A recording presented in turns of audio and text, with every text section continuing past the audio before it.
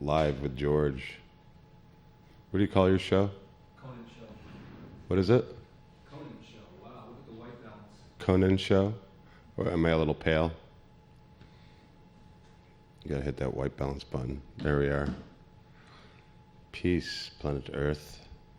I come in peace. And when I put my cell phone down, I put it face down on the table. Peacefully. There will be no live tweets. There's a little bit of a little feedback on that line. We've gone black. Am I speaking to the Earthlings yet? I don't know, but no, I don't have a... There's your picture. Yeah, but it's not a full picture. Why not? It's like some delayed effect reaction. Well, it's, you know, there's the real-time loop, the 8-second delay. As long as the sound's going out properly. Hello, planet Earth. Greetings. There we go. I've been sent here from a mission, or from a planet on a mission. Planet Chilaxia. It's very, very far away. And tonight I will discuss my mission with my friend George. I don't know what planet he's from, actually. He hasn't disclosed that to me yet. But tonight, maybe we'll find out. Who would know?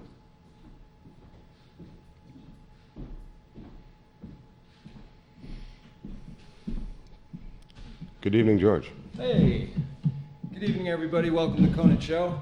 And we're have the invisible tech person here tonight, which is me. So there's nobody behind the console. It's just Andrew. Drew. Yeah, Drew. And myself, George, tonight. And thank you all for tuning in to Woodstock TV. And wow, well, okay. So Drew and I were talking the other night. And I said, you know, I kind of got on his case, said, come on my show. You know, come on. And so here he is. And, you know, galactic warrior that he is. We started talking about how kind of, you know, Woodstock is, you know, like any small town, has kinds of a dynamic of good and bad, and good and evil, or whatever, you know, stuff happens. The yin and the yang, And, as it were. you know, I kind of came up with this idea when I was talking to my good friend Stella a few years ago, and I was saying, you know, Woodstock is a place where angels and demons have breakfast together. Yeah. Fair enough. You know, and Most likely at the bar. for those that drink and party, I Yep. suppose. You know, Well, with the blessing of libations, on this planet has risen consciousness to a point where people can discuss freely, and a lot of information is exchanged in that time period, which is we experience quite a lot in this town, and it's one of the reasons I'm here. It's an ancient blessing that the first miracle of Jesus, in fact, turning the water into wine. Some people think he maybe slipped some mushrooms in there or some psychoactive substance, because he was an anointed one. And as you know, an anointed one, they cover themselves in oils to mark their distinctions, the Essenes. And I just read a really great article about that the other day, where they went into these recipes, these ancient Judaic healing recipes, and found actually archaeological evidence in clay vases and whatnot of the Essenes that the anointing oil was 70% cannabis. yes, I've heard that. So it might have been that in the water instead, or something like that. But anyways, these libations have always been described as a blessing, you know, for those who are not experienced, and, you know, enjoying themselves and taking themselves out of a moment to enjoy life. You know, it seems to exchange a lot of information when people are freely talking. You know, you're bringing up a really interesting subject, and I'm trying to think of the author in the book, but I think the book is The Dragons of Eden. And I might not have this book actually right here. It's either The Dragons of Eden or but the premise of the book is that animals, and eventually going up the food chain to humans, got involved with eating either, you know, accidentally psychotropic substances, fungus like mushrooms, cactus. Yes. That it took part in the evolutionary certain science. frogs, even, I suppose. Well, there are some extreme scientists that believe that it's actually a symbiosis that occurs through the life cycle and consciousness of the vegetation and the pure awakening of consciousness throughout the levels of existence. Right, and actually that is the premise of the book, is that that, you know, we humans would not have garnered the kind of consciousness that we have without the influence of these very exotic molecules that interact with the nerve endings and all of this kind of thing in our brains and nervous system. It has really evolved with us. You know, funnily enough, you know, a lot of the, not to get too political on this point, but a lot of the ancient religions that we stand upon today. I mean, you can go to the ancient cathedrals throughout Europe, where there's monolithic structures that were made that are distinctly tribute, you know, these things to the saints, such as these psychoactive substances and whatnot, in the stained glass even. But, you know, at the same time, it's ignored.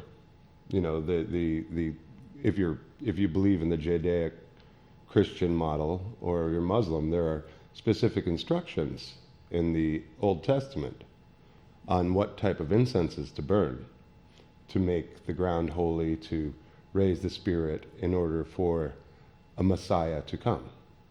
And the chief instrument of all these things, of what I've studied at any rate, the 13th is also the highest.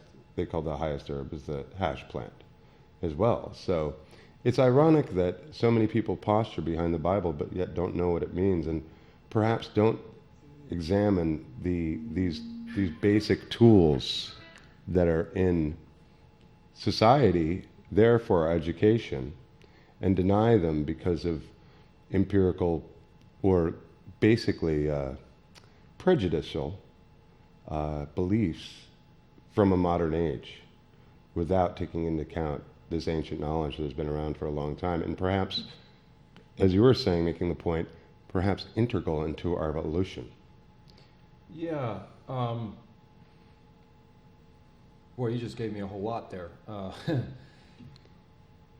The idea that the symbiosis between, say, virus, bacteria, and then a step up from that, the one-celled animals, you know, protozoa, things like that, and well, I just want to stop there for a second. You know, one of the things that really got me when I was in 7th grade was looking through a microscope for the first time, a decent microscope, you know. And you know, we went out as a little class experiment to some puddles out in the soccer field, and we gathered a couple eye drops worth of water, and then we put them on slides, and we look in there, and you're seeing all this behavior from these single to multi-celled animals. And one of them that was really fascinating, besides the rotifer, was a Hydra. And the Hydra is microscopic, but if you go into the Greek ancient stories, the Hydra is the multi-headed thing, and the Hydra in the laboratory has been used for centuries now, just by cutting them a piece off, and another one grows. It grows back. It grows back. So there is this continuity that we have forgotten. We kind of had forgotten our roots, our connection to our roots. That intertwines with history and legend. Yes. Yeah. Yes. And evolution and you know, again going up to now the, like say the fungi, which is another whole ball of wax in terms of consciousness and what they do and how they do it. You know, it's not plant, it's not animal, it has attributes of both. And it goes through all these different things, but like those protozoa and Hydra and stuff that are having all these behaviors. I mean, you can see them like either looking for food or trying to mate or fending off each, you know, enemies or whatever. I mean, all in a drop of water. This whole stuff of life is going on. And then, you know, I got to see fungi in their slime mold stage. And they get to the slime mold stage after they have been in the spore stage. So the spores get of the right moisture, warmth, whatever it is. They go, then they grow into these slime molds, which move with intelligence, Autonomy. and they know where they're going. They know what they're after. They're looking for a specific condition of nutrients, whatever. And they find it, and then they go to the fruiting body, which is your mushroom, and then And so on. and the spores, and then the cycle completes itself. And you know, the psychoactive ingredients, all in say, you know, cannabis or peyote or what do you call the mushroom? The psilocybin, right? They have almost like an analog within us. Absolutely. Well, it's a reactive with the way our consciousness works. And funnily enough, this may not just be an earthbound thing, because they found fungus on asteroids. And so, not only that it could be an earth phenomena, it could be the nature of the universe entirely. Yeah, I think the concept was panspermia. Yes. Right, Yes. where things impregnate by just drifting into an atmosphere of a. Or some cosmic calamity happens, Yeah. and some life somewhere else spawns itself somewhere else, and who knows where it started or began. That would be the scientific take on it. But I believe it's a lot more multidimensional and multilinear, Yeah. than that. Of course, because you're dealing with these microscopic realms that are just in themselves their own galaxies. It's not so much survival of the fittest. So when you were speaking there, it reminded me of this fellow I saw right over at one of the galleries here in town, doing a lecture that he had done the Linsfarn Symposiums down in New York, William Irwin Thompson. And he has this great book coming into being. And we think of evolution in a lot of Darwinian terms these days. A lot of people think evolution, they automatically think Darwinian. That somehow that there's this fight happening between organisms when after careful research, it's actually the cooperation and the love of the simple-celled organisms. I mean, you could call it love or cooperation or whatever you'd like to call it. But this is the evolutionary building blocks, is this type of cooperative consciousness. And you're reminding me of my brother Ray used to talk about this guy Lamarck. Hi. Lamarckian evolution is a little bit different than Darwinian evolution in the sense that, well, why do birds fly? Well, a creature decided it wanted to. And because of its desire to do that, its DNA responded. And I think about that a lot because, we are told that mankind had this golden age of awareness long ago, like say pre-Atlantean times or something like this, and that we had all of our facilities were fully functional, where you could manifest just by thinking about something. The Ubermensch. right? Telekinesis. Teleportation, biolocation. Right. All of these clairvoyance, gifts that one would call miracles, Yes. in say the Judeo-Christian terms, but There were natural tendencies or abilities based on a peak evolutionary scale, would you call it? Perhaps? Or a plateauing scale? I'm not sure, because getting back to the love thing and Lamarck and all of that, it's like, so birds evolved because some family of creatures wanted to fly. They loved the idea, all right? Because there's more than one dimension of love. Love has many dimensions. And where was I going? I'll say. Well, you were talking about the cooperative evolution, Lamarckian type of thought. Right. But I mean, we were going more or less along the lines of collective evolution. Something that is very desperately needed now. I mean, and this was what I was talking about at the beginning of the show. Yes. Because I'm on a rescue mission from outer space. Actually, I'm not from this planet. Right. I'm from the planet Chilaxia. It's an ancient system, and actually, I'm just projecting myself from a crystal. I feel and look just as real as you or I, but actually, I'm here to stop a certain energy force that inhabits life forms. You just touched on something that really brings out a lesson that I once got. We get inspirations, from all kinds of sources. Perhaps, if you eat some mushrooms or peyote or whatever, you're going to get one kind of inspiration, one kind of effect. Mm-hmm. But simply, I got this call one day from my friend Rick Two Bears. He said, I gotta go out of town for a day, and Maria, his wife, had to work late. Right. Could you watch our kids?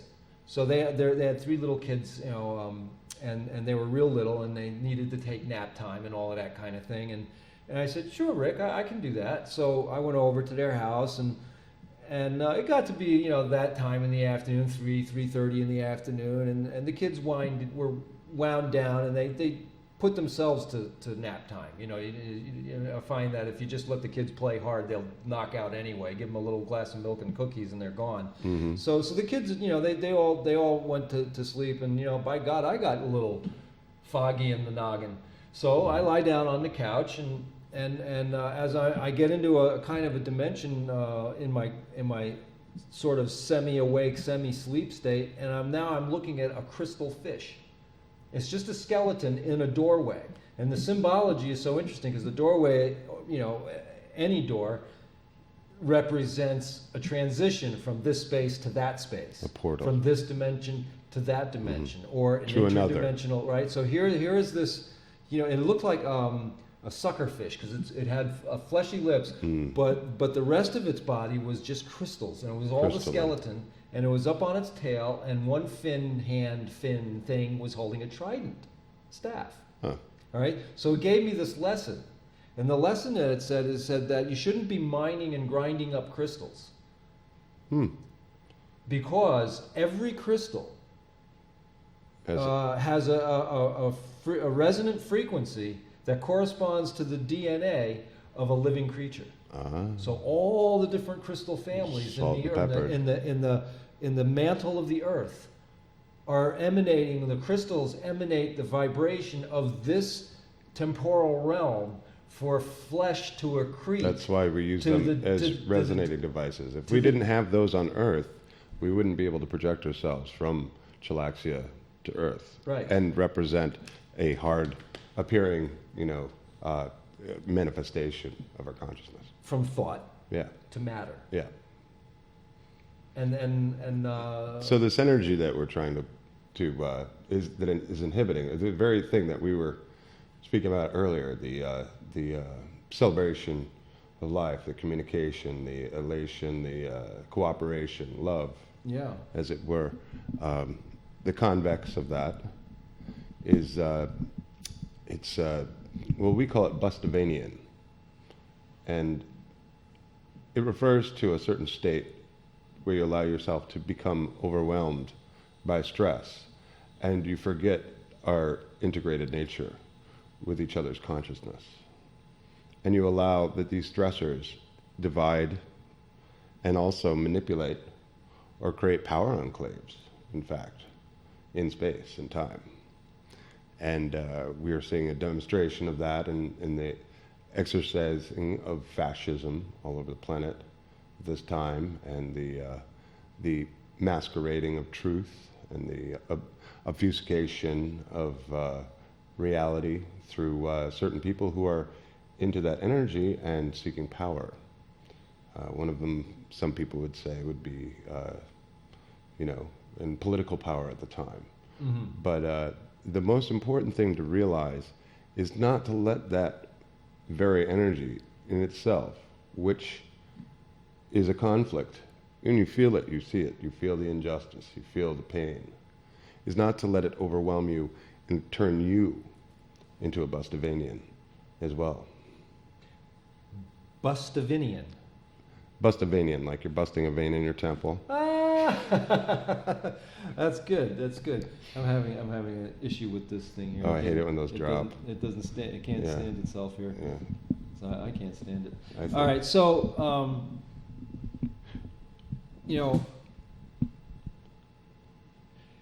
I used to look at. Don't you want to know what my planet's like? Oh, I was going to talk about our planet for a second. Okay. I'm still visiting. The planet. I'd love to know more about it, actually.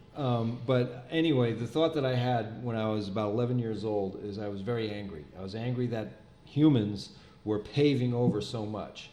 And now the reason that I had such a strong, well, maybe there's more than one reason, but the reason that I can identify with physically from this body is that when I was born in Rockland County, Suffern, New York, and I was raised in Pearl River, there was something like 10,000 acres of farm and forest were leveled to create what they called developments for bedroom communities for New York City because the Tappan Zee Bridge had just opened. I grew up in a development. The whole playground in which I developed my youth in here on this planet was completely paved over. You know, all the trails, all the lean-tos that we made, and all the woods that we were our sacred playground. So from when I was born till I was about 6 years old, I grew up to the sound of chainsaws and ancient trees falling. And this is only like less than 20 miles from New York City. Rockland County was still very verdant, and there were still horse farms. There was still a lot of natural spaces left, and the trees falling, and then the hammering, the rhythm of the guys pounding the nails. It was a rhythm, and they all had that rhythm, and the houses were going up all over the place. The woods were getting decimated, and I felt so angry. That I came to this idea. I said, this is like a cancer on the planet, and it's an intelligent thing. It knows what it's doing. And I used to have dreams of buildings marching up from New York City into our county, and it's kind of came true. Those developers made a lot of money. Yeah, and so tell me about your planet. On my planet, there's no real estate development. Because the real estate is real. It's shared by everyone. It's much like the Native Americans that were here when we visited about 5,000 years ago, first time. We thought things were pretty cool, all around the planet. But lately, it doesn't resemble our planet at all. We thought we could be intergalactic partners in exchange of knowledge and evolution eventually, but it seems as though things have gotten off the wrong track. We have these very simple flying city-states. We don't pave over the earth anymore.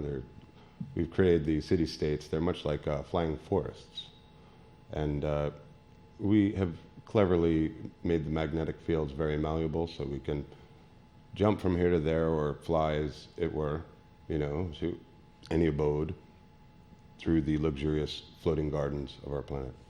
Wow. Yes.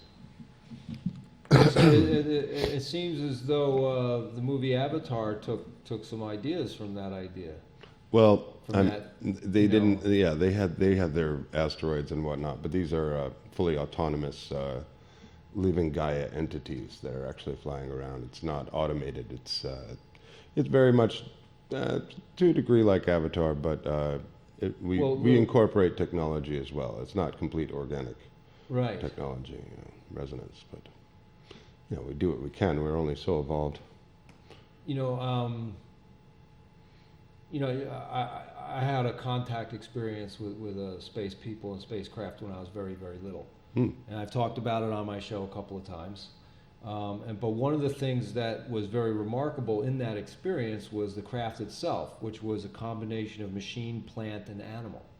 Mm-hmm. And the beings that I encountered, they explained to me that the operational functions of the craft and the pilot was telepathic, but it was also the hands were put in these consoles, and you could see like these almost like fiber optic or light connections between the nerves and the hands and the fingers, and you could see the pilot sort of settle into that depth of communication with the craft. We use those to go down to the planet's surface, those type of crafts. Yeah.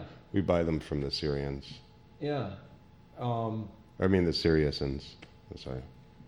And so it was explained to me that I was being exposed to technology that was, I don't know, 250,000 years advanced, say, from where we are. If you can even measure it that way, because you really can't. There are leaps and jumps. It's relative. Yeah. And depending which dimension you're in. Yeah. And that's kind of one of the central issues that really vexes me most today, and that is, we started kind of talking about these frequencies, via of thought or be giving some direction to the DNA to evolve. Right. But it turns out that everything ultimately is sound and light, yes, which is all frequency. Sound's just light slowed down. Yeah. And when we access the ability to manipulate frequency, there comes a kind of a big deal. Well, it's a lot of responsibility. Well, because it not only does it impact our dimension and our life zone, but it transcends dimensions. Scalar science has developed to a large degree on this planet only with any real scrutiny of any authorities, and it seems at this point there's several nefarious projects that are involved with scalar warfare and disease. Yeah. Have you heard about any of these things, or should I? Oh yeah, no, I'm more than happy to talk, because I actually had access to Colonel Tom Bearden.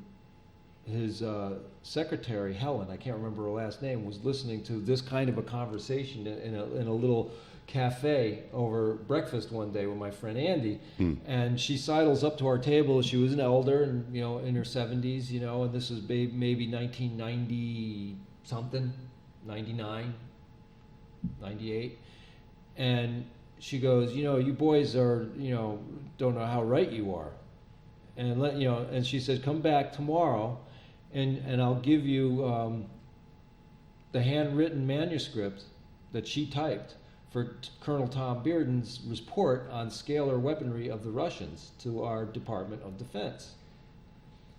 And so I got, for 1 week, to read that document. It wasn't that big a document, it was about that, maybe 3/8 of an inch thick of papers, and it was typed out, And it just blew me away at how these frequency weapons and how I hate the word powerful. I think subtle is a better word. Well, that's the only way That they can actually use them these days, because if they use them to their fullest extent, that'd be disastrous. The natural RF frequencies on the planet are the living and breathing essence of its reality and life. And when you use the scalar weaponry, it can horribly decimate all atomic structure, just as a nuclear weapon, perhaps, to sort of just destabilize all the molecules in your body and liquefy you. It's truly horrific when you can take it to that level, but they use it as a background radiation, more or less, now to just, debilitate certain areas. Mm-hmm. An experiment. My friend Joe has a garden. He hasn't seen any bees this year. I've only seen 2 in my yard. I have a lot of wildflowers, and they're all, non-GMO, of course. They don't have any neonicotinoids or whatever what do the earthlings call that? And basically, shutting down environments layer by layer, making it less hospitable, and then also destroying the natural infrastructure in order that the capitalist masters receive their supply line due, to cut all access to free earth-giving nutrients, trees, and, vegetables and whatnot. It seems like that would be the idea if that's what you earthlings are going to continue to do. Well, it's just, see, now that becomes an interesting point. Is it really the earthlings doing it? Or is there a hidden hand? Is there a... Well, this is what higher, I've been saying, the Bustavanians, but this is just what I call it. I mean, this goes by several other names. I mean, usually, I think on Earth you call them douchebags. Can I say that on TV? Well, it's probably not appropriate, but Sorry. There could be worse things to say. But human garbage bags. Yeah. Bio waste. Biohazards. Walking bio waste. I study this a lot. I was very privileged to see that document, by the way, and I came away from it thinking, these masters of our reality, whoever these designers are of culture and society and entertainment and such, they apparently function without any heart, that I can see, that I can sense. There almost seems to be a predatory nature to the whole thing. They seem possessed by something outside of themselves to a degree that their humanity has been lost. That they want something so much that they lose their humanity or their ideal, what we were talking about earlier, the cooperative, conscious endeavor that all things in natural harmony should have. And so to disrupt this, it's very easy to delineate. I mean, you say the love of money is the root of all evil. So when you start to accumulate so much beyond your means, unless you're philanthropic to a large degree, what you're doing is you're creating enormous entropy that snowballs and creates a stagnation in nature and the natural flow of things. And this is the part of humanity that's so scary right now, is that the entropy is slowing the cycle for other human beings and distressing them, shortening their lifespans, making them unable to contribute to the natural order of things in the way they should. And it's actually, instead of becoming a uplifting force, it's becoming a terrible force to suppress people with this amount of imbalance that is occurring at this time. I had a friend, Jacek. And Jacek had both Polish and Russian roots. And we were having a beer at this open mic over in Connecticut at a place called The Hawk. And we started talking about this kind of thing. And he says to me, he goes, "You Americans, you think you're free. We Russians, we know we are ruled by iron fist." And he pounds the table. He goes, "Which is worse?" And the reason I bring this up is because we are now being literally saturated with frequency weapons, as far as I'm concerned, because these are frequencies, whether it's like, the Wi-Fi, in schools. Like this. Yeah. Mm-hmm. Cell phones and everything has a resonant frequency, as we started out. And I also, one of my favorite little examples is that opera singer, back in the 1950s or 60s, there was a great video clip where somebody's holding a crystal wine glass, and she sings a pitch and it shatters the glass because she found the pitch that the glass actually resonated with. Well, our DNA is like that with the crystals. And so if we get to a certain vibratory rate in our thinking, we become activated or deactivated in certain realms. Certain tolerance, yes. Right, and like in our emotional field, for example, which is very powerful. But the thing about emotions is they're also they're kind of enigmatic, where not factual.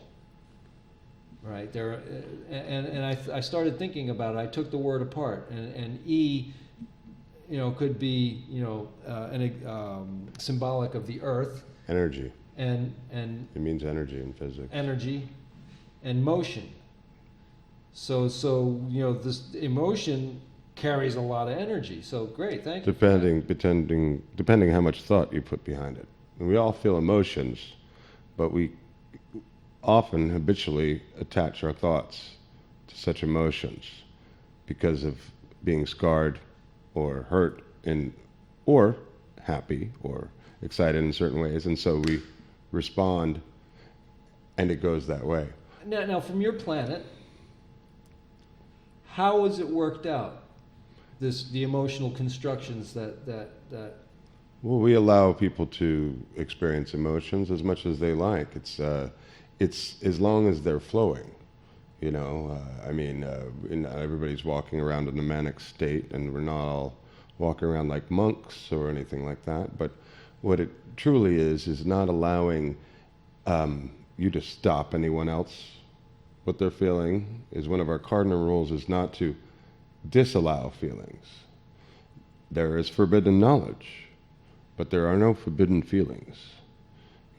You can follow whatever path you'd like, but to go to places where and this is what I mean by forbidden knowledge, that's not the place to go. And it. And that's what stops emotions. It's what stutters other people's feelings, hurts other people's feelings. And so one of our cardinal rules is to allow these emotions. People calling me on the phone here, sorry.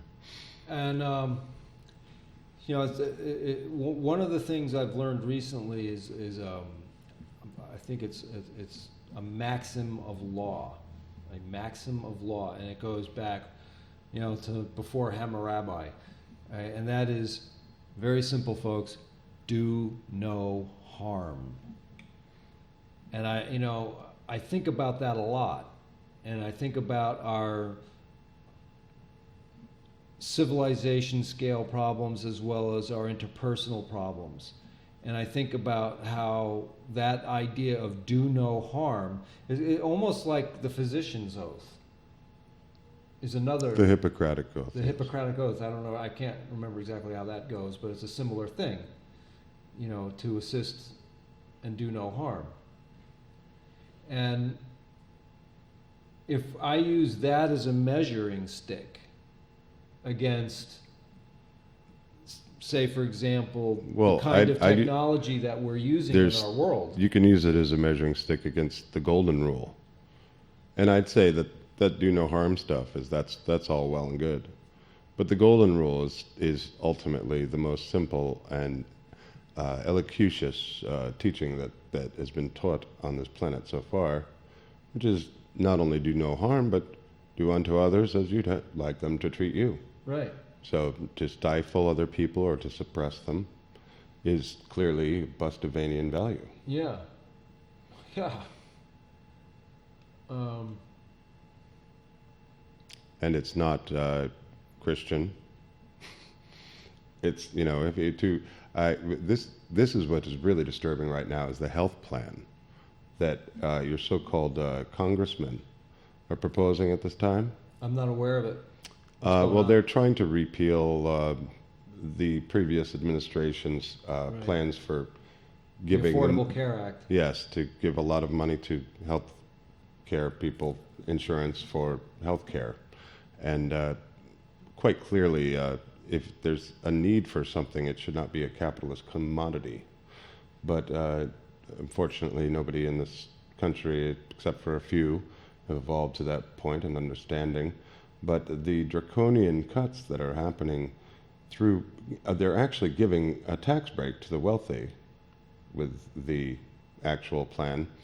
It's hidden, but they said they're just repealing what it was taxing to support the system before through Obamacare. Right.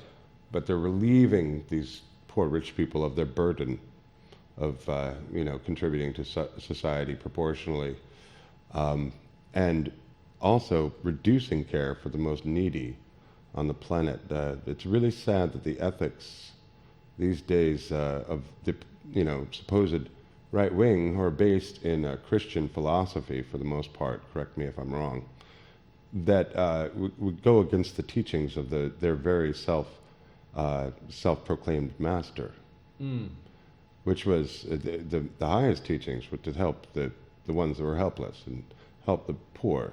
Because if you were poor, wouldn't you want help? But there's the golden rule again. Unfortunately, these people are obviously just looking out for their own interest and using their belief systems as a guise for their completely opposite actions from what they purport themselves to be. Well, you brought up a real interesting point, and that is that we human beings are at this point the commodity. We are the commodity. We are the instruments of GDP, really, at yes. this point. Exactly. With a reward and punishing system for those who do not compete well enough, and it's really just an old Darwinian type of idea. The way we've been using it, I'm sure that Thomas Paine would not think of the invisible hand beating up as many people as it has. Yeah. In modern capitalism, Well, the scale of the wealth that has been, generated and then absconded with by, this very small number of people on the planet. By modern devices and extreme money-making technology that has nothing to do with actual production of value and goods, in which the GDP should be based. You would think. Well, you would think. It looks like this cash is corrupting all the humans.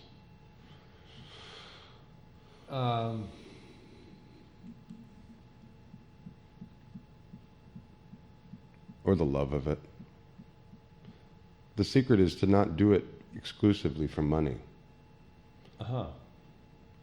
Because money is something that is, like I said, accumulation. It can be used for philanthropy, or if not, it creates a certain amount of entropy. That is snowballing. It takes so much to maintain itself because it's so large that it becomes a planet or a state within itself. One of the things that I did as a thought experiment regarding money a long, long time ago, and I thought about it this way. I said, those, creators of money knew what they were doing a long time ago. Money has been with us for thousands of years in one form or another. Money is the medium of exchange that replaces barter. What's the other part of that? Barter and trade. Trade is bartering. Barter. Bartering goods for services. Yeah, barter. Or goods for goods. Goods for goods, goods for services. All right. So barter and trade was pretty hard. You could still, scam somebody. Throw the scales off, whatever it is. For bushels of wheat and barley, or skins for, lumber, or whatever the deal was, right? But it was a lot harder to run a scam, because you had the physical thing between the two participants of a deal, and they work out the deal to the best advantage each would be satisfied with, and then they make their trade and off they go. But when you inject money in there as a medium of exchange, a whole nother dimension opens up. And that is that we call it the Bustavanian dimension. Yeah, you can accumulate money by more than honest means, by dishonest means. And the thing, when you have a medium of exchange such as money, you're replacing the barter system, and it now becomes invisible, an invisible value. And you can simply accumulate it. A bank robber can rob a bank, and you get to stuff his mattress with $50 and $100 or $1,000 bills. This is an accumulation of wealth, and so the robber barons of the railroad days. That even gave us an expression. Hey, he just got railroaded. That was a real thing. What's more extraordinary is that Walmart is now going to become a bank for its employees. You got 16 tons? What do you get to get another day older and deeper in debt? You got, I owe my soul to Walmart store. Imagine working there. You aren't getting health care. They just raised the wages a little bit because there was that national huge march which got no coverage. Oh, clearly, because I heard, that's the first I heard about it. It was like last Only year. here on Woodstock last TV, year. folks.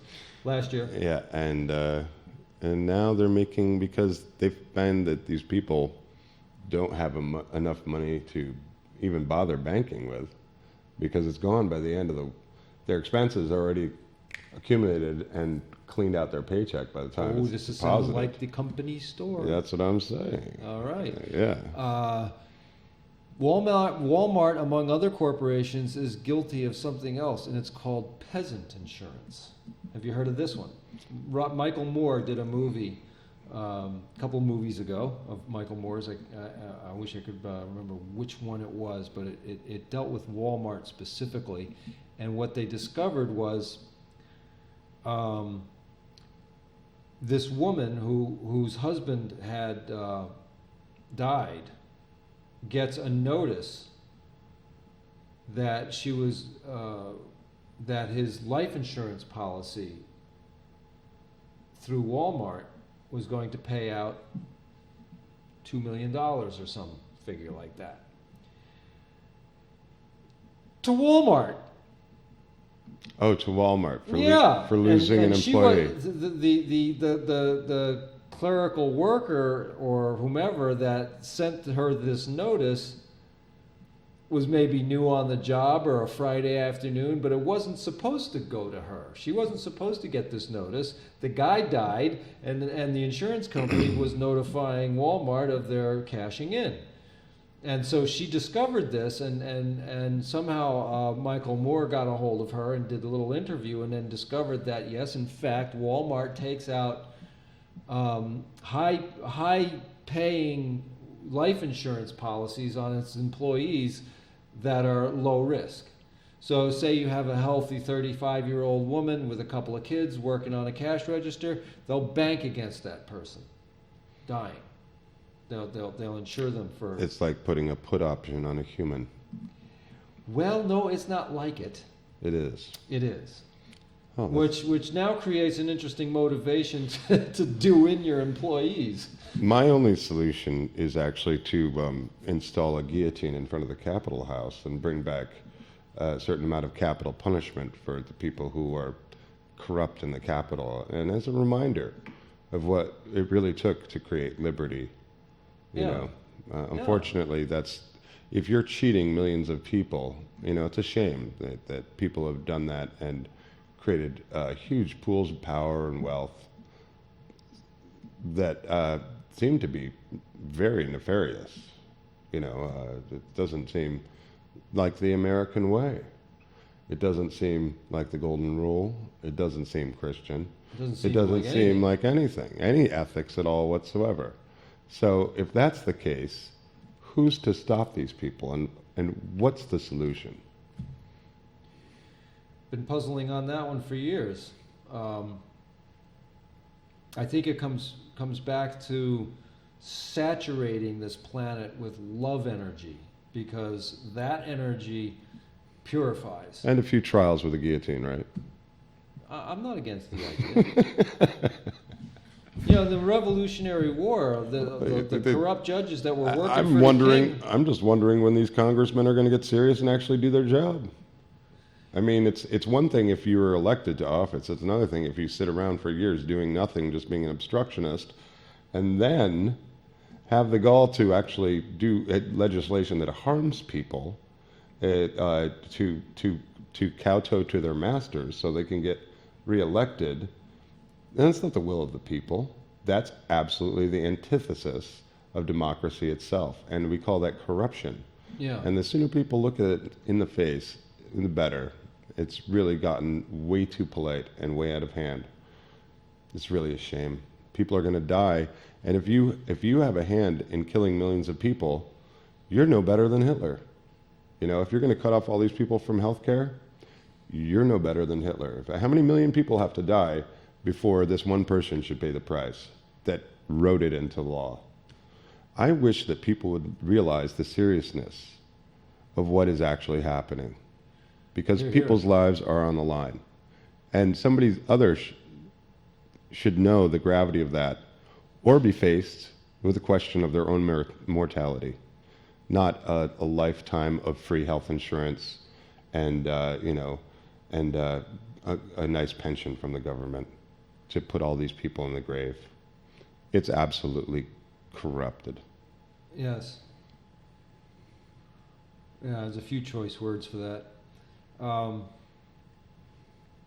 Yeah, that's a serious note that this show has addressed on a couple of occasions. One is the 5G rollout and the level of technology and frequency radiation that is going to be emanating all over our town if we allow it. And the thing is that I've already seen signatures of it on my computer, because our computers all tell us what's available in your local networks, right? And I'm over at the movie theater, and I'm logging onto my computer, and then I see Wi-Fi, availability, and there's a 5G network available from Rick's Pizza next door, or it used to be Rick's Pizza. And I looked at it, and I said, oh my God, so they're here with it. And the reason I brought up, Colonel Tom Bearden's paperwork about scalar weaponry is these kinds of frequencies that are approaching gamma rays, that are very destructive. Not, just think of how, in 30 seconds you can almost boil a cup of water in a microwave. These are the kinds of frequencies that they're using. Yes, they don't have to use these frequencies. No, not at all. They could use more benign frequencies. They could use frequencies that could heal your body. I don't know. What was it that old wise fellow Henry Kissinger? He wrote a paper back in the 70s, didn't he, about that? Just saturating everybody with the little death, little bit by bit, the slow death for society, right, in order to thin the population, because overpopulation you know, The population for bomb. yes, the population bomb. Yep. I mean, it used to be a huge issue in the public consciousness about 10 years ago, but it's gotten twice the size of the problem since then. Well, it was the 1970s, the middle 1970s that I was in high school, and the population bomb scare Yeah. Was huge. They did I the mean, math. It was a real serious Do the math discussion. now. Yeah. And you know the prediction is that by the year 2000 there would be 12, 14 billion people on the planet. Yeah. Right, and it didn't happen. Well. And the thing is that a lot of mass consciousness was moved by that population bomb scare to not have as many children. Right. And in some countries like China, they had the one-child rule. Oh my gosh! Look at the time. I have to get back to my super yacht. Okay, well, I think we're out of time here. We're on the way out here, folks. Thanks for watching the Conant Show, and Drew North, thanks for sharing your planet's wisdom with us. And tune in again next week, folks. And I'll be back with myself or someone else. Thanks for watching. All right. Keep it real magical.